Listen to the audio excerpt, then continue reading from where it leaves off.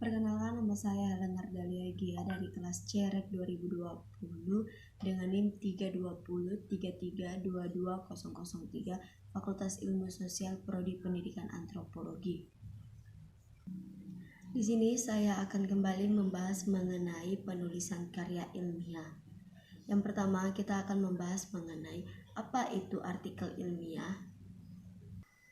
Artikel ilmiah merupakan sebuah tulisan ilmiah yang berupa tulisan yang berbentuk artikel dan berbentuk penelitian yang ditulis kembali oleh penulisnya dan dipublikasikan dalam bentuk jurnal yang resmi. Yang kedua, saya akan membahas mengenai jenis artikel ilmiah berdasarkan sumber data.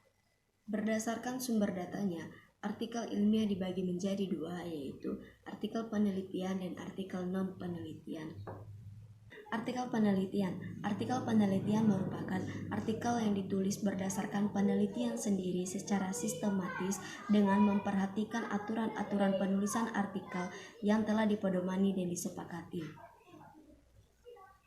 Nah, dalam artikel penelitian ini bisa ditulis dengan dua cara. Yang pertama dengan sebelum laporan dan yang kedua setelah laporan teknis. Jenis artikel berdasarkan sumber data yang kedua yaitu artikel non-penelitian.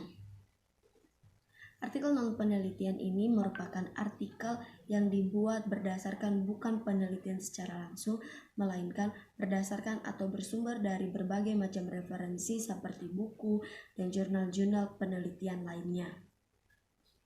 Nah, tentunya dalam jenis artikel ilmiah ini, yang pertama tadi ada artikel penelitian dan artikel non-penelitian.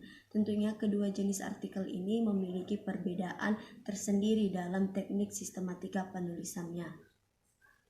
Dalam artikel non-penelitian ini hanya berisi 10 hingga 20 paragraf saja. Tetapi artikel non-penelitian ini secara sistematik penulisannya hampir sama dengan karya ilmiah lainnya yang memiliki bagian-bagian dalam penulisannya seperti judul artikel, nama penulis, pendahuluan, bagian isi, bagian penutup, dan daftar pustaka. Tetapi saja artikel non-penelitian ini agak berbeda dalam sistematika penulisannya.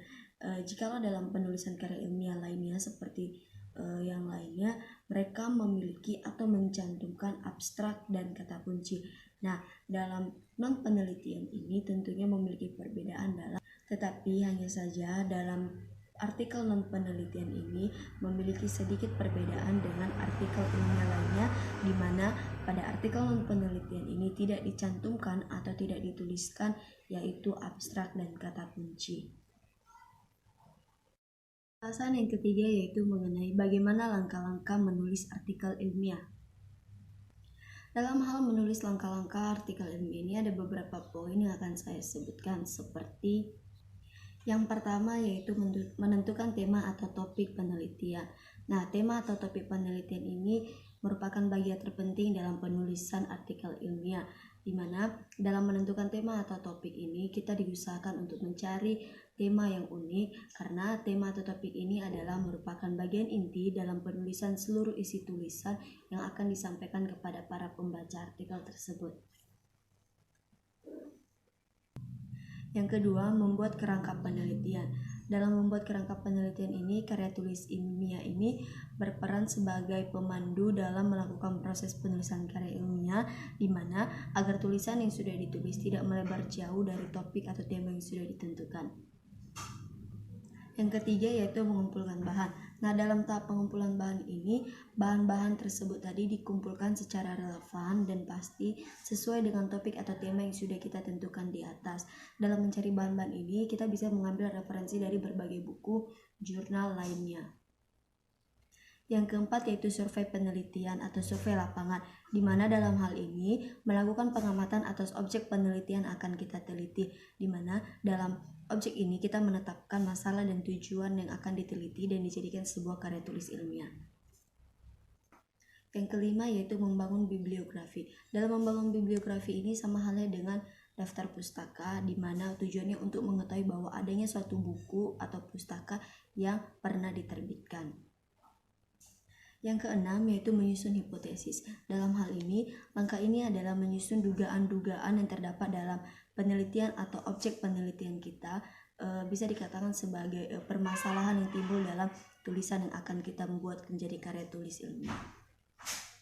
Yang ketujuh yaitu menyusun rancangan penelitian. Rancangan penelitian ini adalah bagian yang paling penting dalam artikel ilmiah, di mana ini merupakan kerangka kerja bagi penelitian yang akan dilakukan.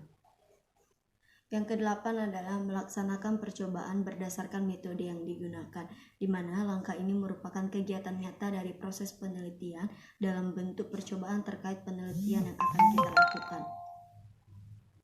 Yang kesembilan yaitu melaksanakan pengamatan dan pengumpulan data, di mana setelah kita tadi telah melakukan percobaan atas objek penelitian yang kita cari atau yang sudah kita dapat, maka tahap selanjutnya kita akan mengadakan atau melakukan pengamatan terhadap objek penelitian yang akan kita lakukan tersebut berdasarkan artikel ilmiah kita.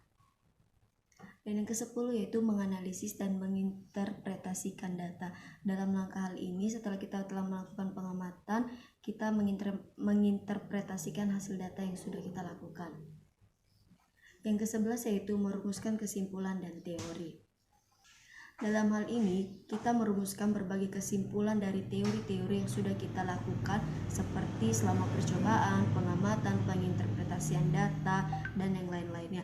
Dan langkah ini cukup menarik, di mana kita bisa menarik kesimpulan dari semua yang kita dapat dari proses percobaan-percobaan atau tahapan-tahapan dalam melakukan atau mendapatkan sebuah tulisan artikel ilmiah kita.